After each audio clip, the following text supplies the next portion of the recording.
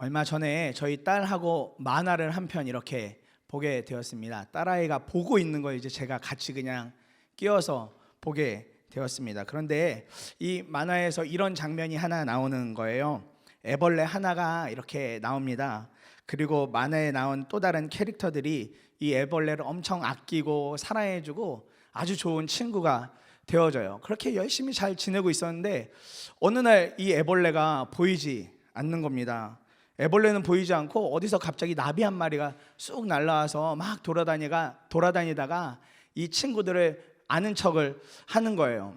처음에 이제 거기에 있는 다른 캐릭터들은 얘는 도대체 누군데 우리를 이렇게 아는 척을 할까 궁금해하고 서로 이렇게 물어보는데, 바로 얼마 전까지 애벌레였던 그 존재가 나비가 되어져서 이렇게 친구들에게 날아오게 된 것입니다. 애벌레가 성장을 하면서 또 그가 완전히 또 다른 존재가 되어서 나비가 되어진 것을 만화를 보면서 사람도 저렇게 변할 수 있고 성장할 수 있다면, 특별히 믿음으로 성장하고 변화할 수 있다면 얼마나 감사한 일일까라는 생각을 하게 되었습니다. 정말 생뚱맞게 만화를 보다가 그런 생각이 드는 거예요. 왜냐면 그쯤에 부흥성회도 하고 있었고 부흥성회에서 이와 비슷한 말씀을 들었기 때문에 더 그랬는지 모르겠지만 그런 갈망이 제 안에서 일어나는 것을 보게 되었습니다. 여러분, 애벌레가 성장을 하여서 나비가 되어지는 것처럼 전혀 다른 존재로 변화하기 위해서는 마땅히 준비가 되어지는 과정들이 있습니다. 어느 날 갑자기 애벌레가 슝 하고 나비로 바뀌어지는 건 아니잖아요. 기간을 둬야 되고, 그리고 그런 일정한 기간들이 지나고 났을 때 이제 완전히 모든 허물을 벗어낸 다음에 그 다음에 아름다운 나비가 되어지는 것이죠. 우리가 예수를 믿고 살아가면서 삶의 여러 부분이 다루심을 받을 때가 있습니다. 이런 시간들을 통해서 하나님은 우리를 성장시키고 변화시키고 하시는 것 같다라는 마음이 많이 들었어요. 하나님께서 아무 이유 없이 우리에게 주시는 일은 전혀 없겠다라는 생각이 많이 들었습니다. 오늘 우리가 나누는 이사야서는 이스라엘을 향한 하나님의 구원의 소망이 선포되어지는 말씀입니다. 물론 전반부에는 이스라엘 백성을 향해서 심판의 이야기들과 그들이 잘못한 것들에 대해서도 이야기를 해주시지만, 후반부로 가면서 이사야 선지자가 궁극적으로 이스라엘 백성들에게 이야기해 주고 있는 것은 희망이고 소망입니다. 그리고 주님의 다시 오심에 대하여서 분명하게 예언을 하고 있습니다. 먼저는 한번 배경을 잠시 살펴보려고 합니다. 지금 이 당시에 시간적으로 본다면, 시대적으로 본다면 남과 북이 갈라져 있는 상태였었습니다. 특별히 북이스라엘은 남유다를 호시탐탐 계속해서 어떻게 하면 공격할 수 있을까, 전쟁을 일으킬 수 있을까, 그렇게 계속 노리고 있던 시기이기도 하고, 또 주변에 있는 강대국들, 특별히 아수르 같은 나라들도 이 이스라엘을 어떻게 하면 본인들이 공격하고 칠 수 있을까, 그런 시대적으로 주변 정세로는 아주 혼란스러운 시기였습니다. 그런데 아이러니하게도 북이스라엘도 그렇고 남유다도 그렇고 당시의 경제적인 상황은 부족하지 않았습니다. 경제적인 상황은 부족한 것 없이 그들이 원하는 대로 그렇게 삶을 다 영위하며 살 수 있을 정도였습니다. 그런데 여기서 중요한 한 가지 문제점이 있었습니다. 이스라엘 백성에게는 영적인 혼탁함이 있었던 것입니다.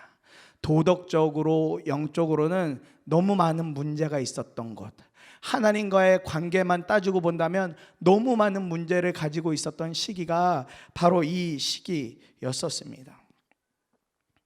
이렇게 영적으로는 하나님 없는 것처럼 살던 이들에게 희망이라는 것은 도저히 보이지 않을 것 같은, 우리가 바뀔 수 있을까, 우리가 변할 수 있을까, 우리가 하나님을 다시 한 번 더 만날 수 있을까, 여러 가지 혼잡한 상황들, 바로 그런 상황들이었는데, 바로 이때 하나님은 이사야를 이 이스라엘의 선지자로 세우셔서 이스라엘 민족에게 그들이 잘못한 것도 말씀하시지만 너희들에게 아직 희망이 있다, 너희들에게 아직 소망이 있다, 너희들과 내가 함께 하고 있다라는 사실을 이사야 선지자를 통하여 알게 해 주십니다.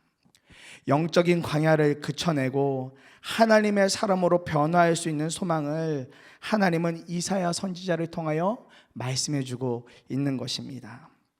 제가 지난 2번에 이어서 오늘 한 번 더 광야에 대해서 말씀을 전하게 되는데, 그래서 이 광야를 저는 오늘 새로운 변화의 장소라는 제목을 한번 붙여봤습니다. 광야를 사는 이유에 대해서 말씀을 드리고, 또 광야에서 우리가 어떻게 반응할 수 있을까의 이야기를 해드리고, 오늘 이 광야가 정말 우리 삶과 우리 신앙과 믿음에 있어서 정말 중요한 변화의 장소가 될 수 있음을 잠시 나누려고 합니다.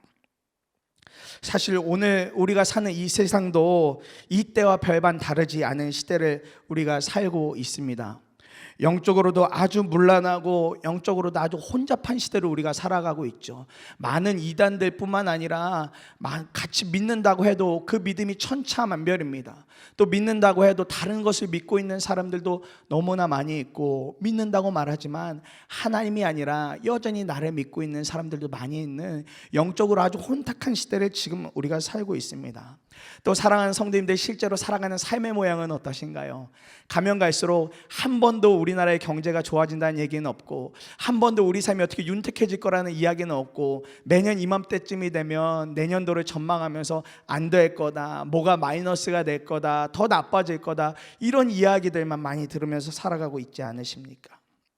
또 여전히 연약한 믿음은 갈대처럼 우리를 흔들리게 하고 있죠. 우리의 믿음이 왜 그렇게 연약한지요? 바람만 살짝 불어도 넘어질 것 같고, 쓰러질 것 같고, 정신을 차리지 못할 것 같은 그런 시대를 살아가고 있습니다. 또 작은 믿음이라도 있으면 그 믿음을 사용은 해봐야겠으나, 그 믿음을 사용하다가 세상에서 왕따 될까봐, 세상에서 버린 사람 될까봐 그 믿음조차 사용하지 못하며 살아가고 있는 시대가 바로 지금 저와 여러분들이 살아가고 있는 바로 이 시대입니다. 더군다나 세상은 점점 더 분열이 과열화되고 있어서 정말 기도하지 않으면 안 되는 상황을 여러분들이 요즘에 계속 날마다 뉴스를 통해서 접하고 계시지 않습니까? 이런 어려운 상황들을 마주하고 있는 지금이 영적으로는 아주 큰 광야의 시대를 살고 있는 것입니다. 그러나 하나님은 오늘 이러한 일들을 통하여서 하나님의 구원을 말씀하시고, 또 살 길을 알려주고 계십니다. 소망을 주고 계십니다. 광야는 흐트러져 있던 우리의 믿음을 다시 한 번 더 일으키고 새롭게 해주는 곳, 변화를 일으켜줄 수 있는 아주 귀한 곳입니다. 하나님께서 이런 광야 같은 삶을 통하여 주시는 분명한 첫 번째 메시지가 있는데, 그것은 하나님이 우리의 왕이라고 말씀하십니다. 하나님만이 우리의 진짜 왕이라고 말씀하십니다. 14절부터 17절에 보면, 너희들의 속량자시요 이스라엘의 거룩하신 분이신 주님께서 이렇게 말씀하신다. 내가 바빌론의 군대를 보내어 그 도성을 치고 너희를 구하여 내겠다. 성문 빗장에 다 부수어 버릴 터이니 바빌로니아 사람의 아우성이 통곡으로 바뀔 것이다. 나는 주 너희의 거룩한 하나님이며 이스라엘의 창조자요 너희의 왕이다. 내가 바다 가운데 길을 내고 거센 물결 위에 통로를 냈다. 내가 병거와 말과 병력과 용사들을 모두 이끌어내어 쓰러뜨려서 다시는 일어나지 못하게 하고 그들을 마치 꺼져가는 등잔 심지같이 꺼버렸다. 나 주가 말한다. 아멘. 하나님 말씀해 주고 계세요. 하나님은 이사야를 통하여서 말씀을 하시는데, 이스라엘 백성이 출애굽했던 그 장면을 다시 한 번 더 떠올리게 해 주십니다. 하나님의 정말 놀라운 인도하심이죠. 뒤에는 애굽의 군대가 막 따라오고 있습니다. 그때 하나님께서 홍해 앞에 선 이스라엘 백성들에게 놀라운 일, 하나님만 하실 수 있는 일을 보여주시죠. 물을 양쪽에 큰 벽처럼 세우셔서 마른 땅을 보여주십니다. 그리고 그 이스라엘 백성들을 향하여서 이 마른 땅으로 건너가라고 말씀을 하시죠. 그러고 나서 이스라엘 백성들이 다 건너가고 뒤쫓아오던 애굽의 군대가 그 마른 땅에 발을 디디고 다 같이 들어가 있을 때, 하나님은 다시 한 번 더 그 물길을 완전히 덮어버리셔서 그들을 뒤쫓아오던 애굽의 군대가 더 이상 쫓아오지 못하도록 그렇게 하나님께서 완벽하게 보호를 해 주십니다. 이 일을 누가 하실 수 있겠습니까? 물을 가르고 마른 땅을 보여주실 수 있는 분이 누구겠습니까? 하나님만이 하실 수 있는 방법을 보여주신 것입니다. 하나님은 영적으로 눈이 어두워진 백성들에게, 하나님은 너희들이 영원히 그렇게 살아라, 그렇게 어두워진 채로 살아라, 그렇게 말씀하시지 않으십니다. 그들에게 하나님은 심판 뒤에 임할 하나님의 구원을 말씀해 주십니다. 우리의 모든 죄를 속량해 주실 수 있는 분은 오직 하나님이시고 그분만이 왕이라는 사실을 알려주고 계세요. 속량자이시고 창조자이시고 왕이라고 말씀해 주고 계십니다. 우리가 하는 믿음 생활 중에, 신앙 생활 중에서 정말 중요한 것은 우리의 왕이 누군가인 것을 정말 정확하게 알고 있는 것입니다. 내 삶을 누가 이끌어가고 계시는 건가? 정말 내 삶의 진짜 왕이 누구인가? 내 이 마음의 왕, 생각의 왕이 정말 누구인가를 아는 것이 정말 중요합니다. 대부분의 사람들이 평안하고 어려움이 없으면 다 내 힘으로 잘 사는 것처럼 착각하고 오해하고 살 때가 많습니다. 저 역시도 그렇습니다. 뭐 문제가 없거나 그냥 별일 없는 것 같으면 그냥 뭐 내가 그래도 이렇게 목회자로 살아가니까 별일 없는 거겠지 하다가도 조금만 일이 생기면 그냥 납작 엎드러지게 되죠. 사람이 참 그런 존재입니다. 지금 이스라엘 상황도 별반 다르지 않습니다. 경제적으로 부족한 것이 없어요. 나라는 좀 분열되어 있을지라도 그냥 저냥 살만합니다. 그들이 사는 데 있어서 큰 어려움은 아닙니다. 그런데 그들의 삶에 진짜 왕이 보이지 않습니다.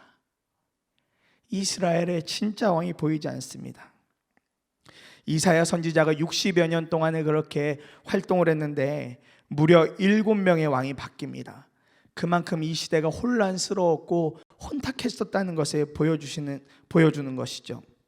이스라엘 백성들이 진짜 왕은 보지 못한 채 눈에 보이는 왕으로 만족하려고 하다 보니 점점 영적인 분위기는 혼탁하고 마음대로 살고 자기 고집대로 사는 나라가 된 것입니다. 그러다가 결국 호세아 왕이 통치하던 시절에는 아수르에게 침공까지 당하게 되는 큰 어려움을 마주하게 됩니다. 하나님께서는 이런 어려움의 시기 가운데 소망을 말씀하시면서 누가 너희들의 진짜 왕인지 내가 알려줄게, 누가 너희들의 진짜 왕인지 내가 알려줄게, 이 이야기를 말씀하고 계시는 겁니다. 그래서 출애굽을 다시 한 번 더 상기시키시고 기억나게 해주신 이유도 바로 거기에 있는 것입니다. 이 기적적인 일의 주체가 모세도 아니고 또 모세를 따르던 리더십 때는 다른 지체들도 아니었고 오직 하나님이었다는 사실을 알려주기 위해서 그렇게 하나님은 출애굽의 과정, 특별히 홍해를 건넜던 그 장면을 하나님이 말씀해 주신 것입니다. 하나님은 혼탁의 시대에 영적으로 광야와 같은 시기를 보내는 우리에게도 동일한 메시지를 주고 계십니다. 이 영적인 어둠 가운데 우리를 속량하시고 새롭게 창조하실 분이 누구인가?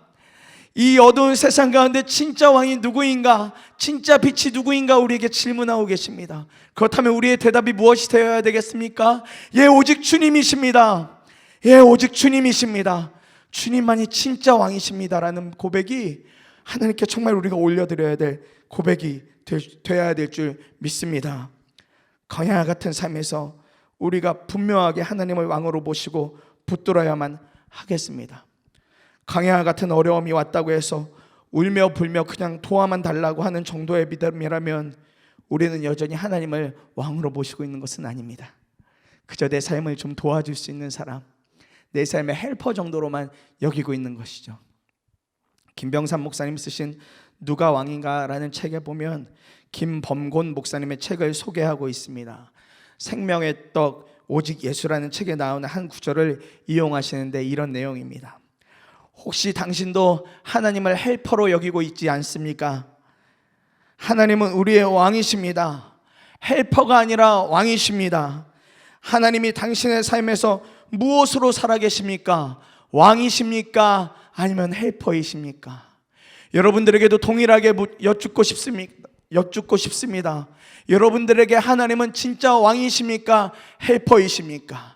삶의 중심을 잡고 계시는 분이십니까? 아니면 삶에서 필요할 때만 잠시 잠깐 찾아서 도움만 받으려고 하는 분이십니까?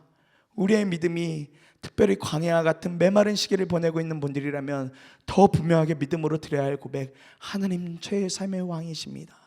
하나님이 제 삶을 인도해 주셔야만 하는 분입니다라는 분명한 고백이 있어야 되겠습니다. 하나님은 이런 광야와 같은 삶에서 두 번째 메시지로 새로운 소망과 새로운 은혜를 말씀해 주십니다. 새로운 소망과 새로운 은혜. 18절부터 20절의 말씀 보니까 너희는 지나간 일을 기억하려고 하지 말며 옛 일을 생각하지 말아라. 내가 이제 새 일을 하려고 한다. 이 일이 이미 드러나 있는데 너희가 그것을 알지 못하겠느냐? 내가 광야에 길을 내겠으며 사막에 강을 내겠다. 들짐승도 나를 공경할 것이다. 이리와 타조도 나를 찬양할 것이다. 내가 택한 내 백성에게 물을 마시게 하려고 광야에 물을 대고 사막에 강을 내었기 때문이다. 아멘. 아멘입니다. 하나님께서 이사야를 통하여 출애굽의 이야기를 상기시키신 후에 소망의 말씀을 이어가고 계시는데, 저는 이 말씀 묵상하면서 하나님은 우리에게 날마다 새로운 은혜를 주시고 싶어 하신다는 마음이 많이 들었습니다. 날마다 새로운 은혜를 계속해서 퍼주실 수 있는 분이 우리 하나님이시겠다라는 마음이 강하게 들었습니다. 그러면서 새로운 광야를 하나씩 만날 때마다 하나님은 반드시 이전의 일이 기억나지도 않을 만큼의 은혜를 주실 수 있는 분이겠구나, 이전에 경험했던 일은 기억도 나지 않을 만큼 또 다른 은혜, 또 새로운 은혜를 주실 수 있는 분이 우리 하나님이시겠구나라는 믿음이 이렇게 제 마음에 들어왔습니다. 그런데 우리가 이런 질문이 하나 생기죠. 왜 하나님은 새로운 은혜를 주시려고 할 때마다 이런 광야를 거치게 하는가입니다.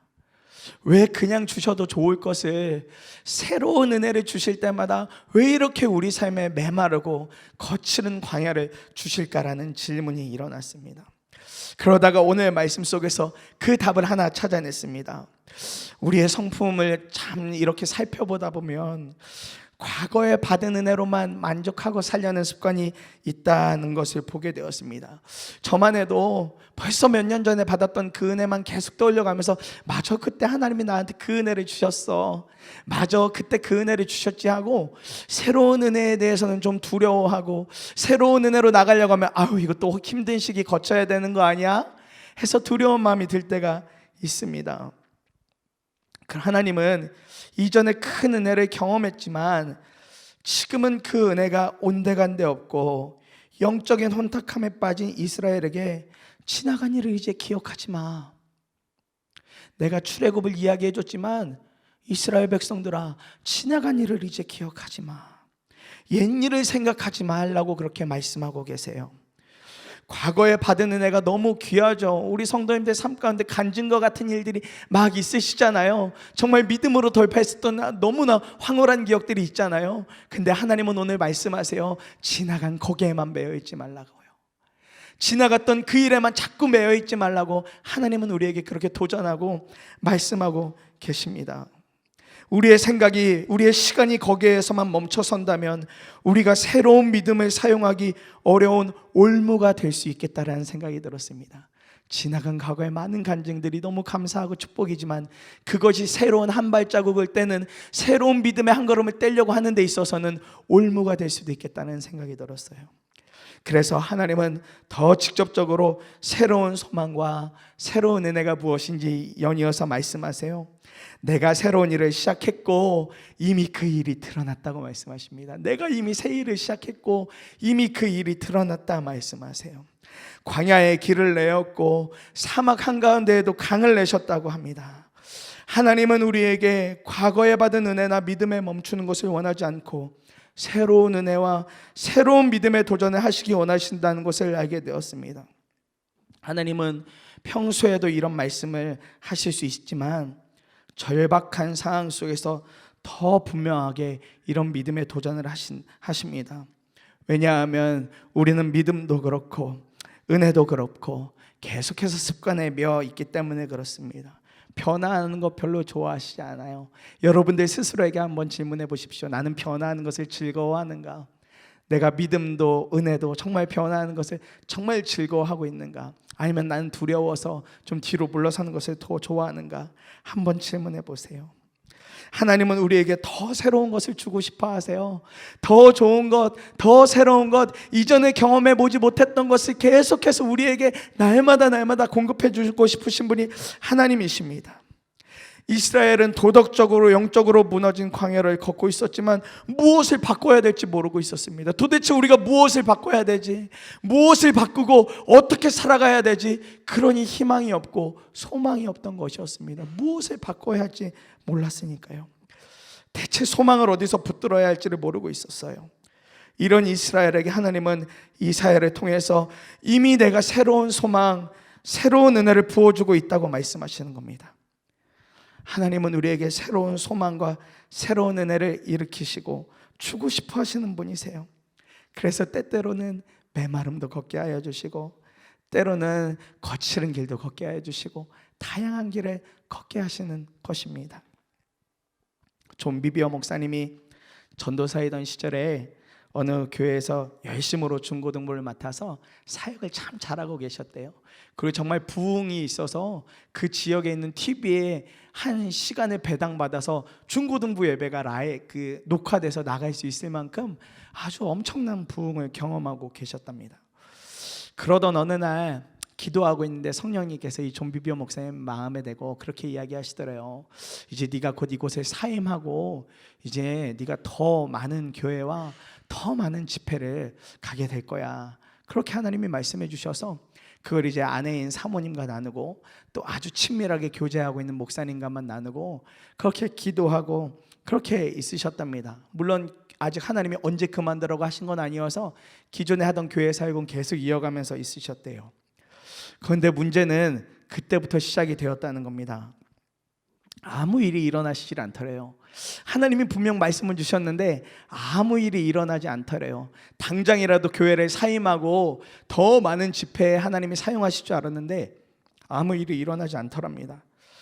기다림의 시간 동안 하나님의 임재 속에 들어가기 점점 어려워지더니 언젠가부터는 아예 불가능하게 느껴지더래요.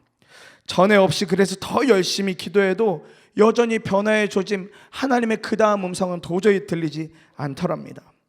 더군다나 그렇게 기다림의 시간이 길어지면 길어질수록 섬기던 교회를 향한 비전도 점점 더 연약해지고 사역도 시들해져가는 것을 그렇게 경험하게 되시더랍니다. 예배를 드릴 때는 겨우 그래도 하나님께서 임재를 주셔서 임재를 경험하지만 집에 돌아오면 한 주 동안은 아무 느낌 없는, 전혀 하나님을 경험할 수 없는, 임재를 느낄 수 없는 그런 시간들을 계속 보내셨대요. 주일까지 감감무소식으로. 그러니 정말 마음이 간절해져서 결국 하나님 앞에 기도하면서 하나님, 제가 무슨 죄를 지었나요? 제가 무슨 죄를 지었다면 하나님 회개하게 해주시고 용서를 구하게 해주세요 라고 그렇게 기도하는데 하나님이 그렇게 말씀하시더래요. 지금 네가 있는 이 시기가 광야의 시기인데 지금은 네가 죄를 지어서 이런 시기, 기다림의 시기, 어떤 준비하는 시기를 보내고 있는 것 아니라 다가올 변화를 위해서 지금 내가 너를 직접 준비시키고 있는 중이야. 그 말씀을 하시더랍니다. 조급해지고 다급해지고 언제쯤 이 상황이 변할까, 분명 말씀해 주셨으니까 그 일이 속히 이루어질 줄 알았는데 점점 시간을 늘려가면서 하나님은 계속해서 존 비비어 목사님을 훈련시키고 준비시키고 계셨다라는 겁니다. 하나님은 변화하기 싫어하고 이전에 받았던 은혜를 간직한 채로 살고 싶어하는 우리에게 멈추어 있는 것 같은 광야를 경험하게 하십니다. 그리고 그 시간을 통해서 새로운 변화를 감당할 수 있을 만한 믿음으로 우리를 키워나가시고 세워나가세요. 새로운 소망과 새로운 은혜를 더욱 갈망하게 만드시는 겁니다. 하나님이 어떻게 바꿔나가실까, 하나님이 어떻게 새로운 길로 인도하실까라는 갈망과 간절함으로 하나님 앞에 나가게 만들어주신다는 겁니다. 새로운 소망과 새로운 희망은 우리가 만들어낼 수 없는 것이거든요. 우리의 힘으로는 아무것도 할 수 없는 것입니다. 반드시 새로운 희망과 소망은 오직 하나님만이 주실 수 있는 것입니다. 누가 감히 광야에 길을 내며 사막에 강물을 만들어내겠습니까? 어느 누가 그 일을 할 수 있겠습니까? 오직 하나님만 가능한 일입니다.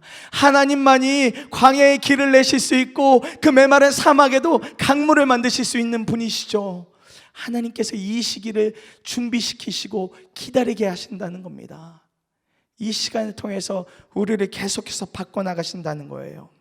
하나님께서 이 일을 시작하셨으니 이제는 새로운 소망, 새로운 은혜를 간절히 사모하라고 하시는 것입니다. 광야는 이와 같이 우리의 이전 것을 완전히 잊게 만들고 새로운 은혜 가운데로 새로운 변화를 받아들일 준비시키는 소망과 기쁨의 장소입니다.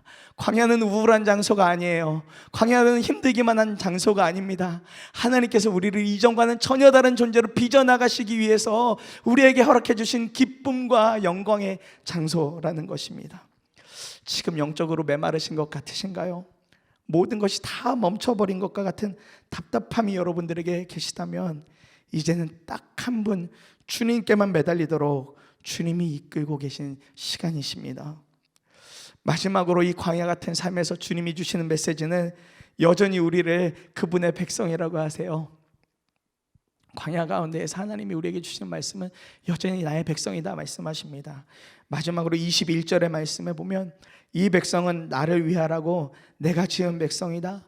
그들이 나를 찬양할 것이다. 아멘. 이 백성은 나를 위하라고 내가 지은 백성이다. 이 백성은 나를 찬양하게 될 것이다. 찬양할 것이다. 그렇게 하나님이 말씀해 주고 계세요.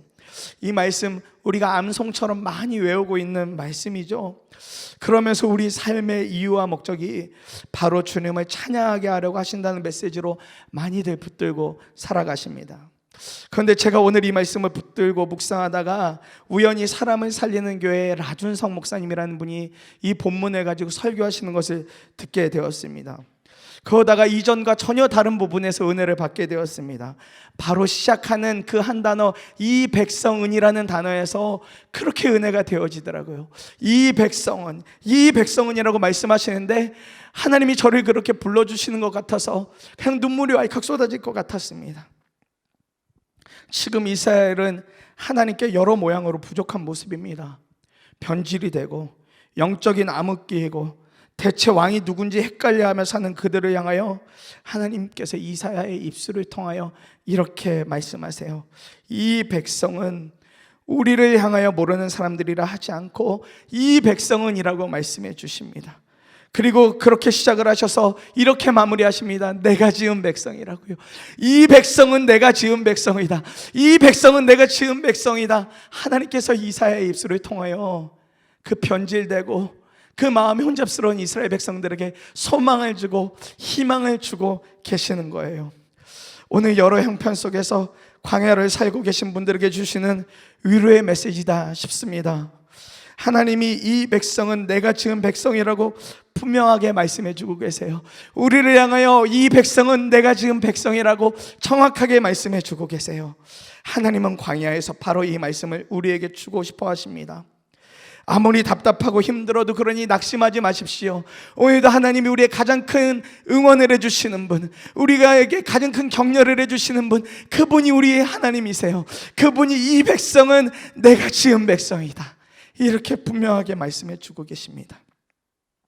죄인이고 연약하고 부족하여서 광야에 내몰린 것 같아도 바로 거기서 주님은 우리를, 또 나를 그의 백성이라고 부르시며 우리가 분명한 하나님의 자녀임을 알게 하시고 거기서 우리의 신분을 부족하고 연약한 자에서 하나님의 자녀로 완전히 변화시켜 주시는 것입니다. 우리를 완전히 그렇게 변화시켜 주시는 분이 하나님이세요. 바로 이 일을 완성하려고 하나님께서 이 땅에 예수 그리스도를 보내주신 것 아니십니까? 죄인 되고 다듬어지지 않고 영적인 혼란함과 물란함 가운데 살아가던 우리를 향하여서 우리를 살려주시려고 예수 그리스도를 이 땅에 보내주신 것이죠. 그리고 우리의 신분을 완전한 하나님의 자녀로 바꿔주시지 않으셨습니까? 로마서 5장 8절에 그러나 우리가 아직 죄인되었을 때 그리스도께서 우리를 위하여 죽으셨습니다. 이리하여 하나님께서는 우리들에 대한 자기의 사랑을 실증하셨습니다. 로마서 8장 15절에 여러분은 또다시 두려움에 빠뜨리는 종살이의 영을 받은 것이 아니라 자녀로 삼으시는 영을 받았습니다. 아멘이신가요? 아멘입니다. 하나님이 죄인된 우리를 자녀로 부르시고 하나님을 아빠, 아버지라고 부르실 수 있게끔 그렇게 우리의 신분을 완전히 바꿔 주셨습니다. 내가 지은 나의 백성이기 때문에 그렇게 해주신 것입니다. 예수 그리스도가 오심으로 말미암아 우리를 가장 완벽하게 변화시켜 주셨습니다. 하나님께서 우리를 나의 백성이라고, 내가 지었다고 우리를 정죄하지 않고 자녀 삼아 주신 것입니다. 이제 우리가 할 것은 그 주님을 찬양하면 되는 것입니다. 믿음을 주님께 드리면 광야는 어느 것과도 비교할 수 없는 가장 완벽한 하나님의 일들을 보게 되어지는 장소가 되어질 것입니다.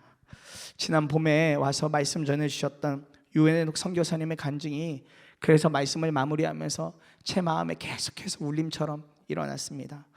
선교사님이 사역하시는 이 오국은 정말 선교사로서 복음을 전혀 전할 수 없는 그런 지역입니다. 그러다 보니까 늘 사역하다가 오는 낙심이, 내가 지금 여기 뭐 하려고 와 있나? 그냥 언어 공부하려고 왔나? 언어 공부는 한국에서도 할 수 있고 다른 나라에서도 할 수 있는데 내가 왜 굳이 여기 와서 이걸 하고 있나라는 낙심이 올 때가 너무 많으시다는 거예요. 그렇게 때때로 마음이 답답하면, 하나님 찬양하고 싶으면 자주 가는 사막의 한 지역이 있으셨답니다. 그래서 수시로 그것을 오가면서 혼자서 기타 하나 메고 그렇게 목청껏 하나님 찬양하고 그렇게 하나님 앞에 기도하는 장소로 그 사막 한 곳을 사용하셨대요. 아무도 없으니까요. 아무도 보는 사람 없고 굳이 거기 와서 이 사람이 뭐하고 있는지 확인할 사람이 없으니까 마음껏 그렇게 찬양을 했던 거죠. 이렇게 생활을 하시던데 어느 날 오만에 정말 생각지도 않은 큰 비가 3일 동안 막 내리더랍니다. 오만은 연 강수량이라는 것이 거의 없는 그런 지역이에요. 그러다 보니까 이 도시 전체에 배수 시설이라는 게 없죠. 그런데 3일 동안 정말 강한 비가 많이 내리니까 이 도시 전체가 완전히 다 물바다가 되셨답니다. 그래서 겨우 집에 있는 거 물도 퍼내고 주변에 있는 집들도 도와주고 그렇게 며칠을 하고 나서 겨우 물 다 퍼내고 나서 어느 정도 정비가 다 된 다음에 이제 집에 있는 여러 것들이, 생활 비품들이 다 물에 젖었으니까 좀 급하게 필요한 것들 사려고 이렇게 가시는데 깜짝 놀라셨다는 거예요. 그렇게 생필품 사러 가다가 지나가게 되는 길이 바로 이 선교사님이 때때로 그렇게 가서 찬양하고 기도하던 장소였는데, 그곳에 가다가 멈춰서서 정말 깜짝 놀라셨답니다. 아무것도 없을 것 같던 그 사막 한가운데에 물웅덩이가 있고 풀 같은 것이 나와 있더라는 거예요. 전혀 이런 것이 살 것 같지 않은 땅이었는데, 전혀 아무것도 소망이 없을 것 같은 땅이었는데 거기서 그것을 보셨답니다. 그런데 정말 선교사님 그것 보고 이렇게 있는데 하나님이 선교사님 마음에 대고 이렇게 말씀하시는 것 같대요. 힘들지, 어렵지, 너 그런데 아무것도 안 하고 있는 거 아니야. 나를 위해서 기도하고 있잖아. 나의 백성들을 위해서 기도하고 있잖아. 이 음성이 들리는데 선교사님 마음이 완전히 무너지더랍니다.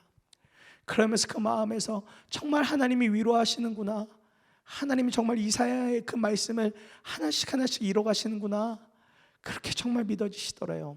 광야 한복판에서요, 광야 한가운데서 하나님이 그 은혜를 경험하게 해 주시더랍니다. 그러니까 지금 당장 어떤 열매가 없어도 하나님은 새로운 일을 지금 하고 계신다고 그렇게 믿어지시더래요. 하나님이 아버지가 될 수밖에 없는 놀라운 은혜를 사막에서 경험하게 되신 거였습니다. 여러분의 인생에 고민과 어려움으로 답답한 시기에 계시는 성도님들 계시죠? 도대체 지금 하나님은 내 인생에서 무엇을 하고 계시는지, 도대체 내 인생에서 뭔가 관여를 하고 계시는지 의심 가시는 성도님들도 계실 거예요. 하나님께서 외면하시는 것 같은 생각이 드신다면, 그런 마음이 드신다면 지금 하나님께서 여러분들을 그 영광스러운 광야로 초대하신 겁니다. 그리고 말씀하세요. 이전에 받았던 은혜는 이제 기억하지 말자. 옛적의 일들을 기억하지 말자. 내가 이곳에서 새로운 일을 시작할게. 내가 너의 삶에서 새로운 일을 시작할게. 너와 함께 새로운 걸음을 걸을게. 이렇게 하나님이 말씀해 주십니다. 그리고 이전과 전혀 다른 길을 내고 강물과 같은 은혜를 주시겠다고 말씀해 주세요. 광야는 바로 이렇게 우리가 믿음의 한계를 넘어서서 이전과 전혀 다른 믿음을 준비하고 사용하도록 하시는 자리입니다. 그러니 광야를 만나서 좌절할 것이 아니라 하나님이 새로운 일을 이제 또 시작하셨다고 믿는 눈이 열려져야 할 것입니다. 이 믿음의 눈이 열려져야 할 것입니다. 여전히 변할 것 같지 않은 우리를 향해서 하나님은 나의 백성, 내가 지은 내 백성, 내가 사랑한 나의 자녀, 내가 새 일을 시작했다. 옛적 일을 기억하지 말자. 하나님이 이렇게 말씀해 주십니다. 이제 우리가 할 것은 바로 그 자리에서 하나님을 사랑한다고 하나님을 그렇게 찬양하면 되는 것이죠. 이 믿음이 분명하다면 우린 더 이상 광야가 힘들게만 다가오는 것이 아니라 우리의 믿음을 새롭게 세워나가는 축복의 장소, 믿음의 변화가 일어나는 기쁨의 장소가 될 줄 믿습니다. 하나님께서 여러분들에게 힘이 되어 주십니다. 위로가 되어 주십니다. 그래서 이 말씀 마무리하다가 찬송가 한 장이 생각이 났습니다. 찬송가 315장인데 내 주 되신 주를 참 사랑하고 곧 그에게 죄를 다 고하리라. 큰 은혜를 주신 예수시니 이전보다 더욱 사랑합니다 라는 이 찬양이 생각났어요. 이 찬양 우리 함께 고백하고 하나님 말씀 붙들고 기도하도록 하겠습니다.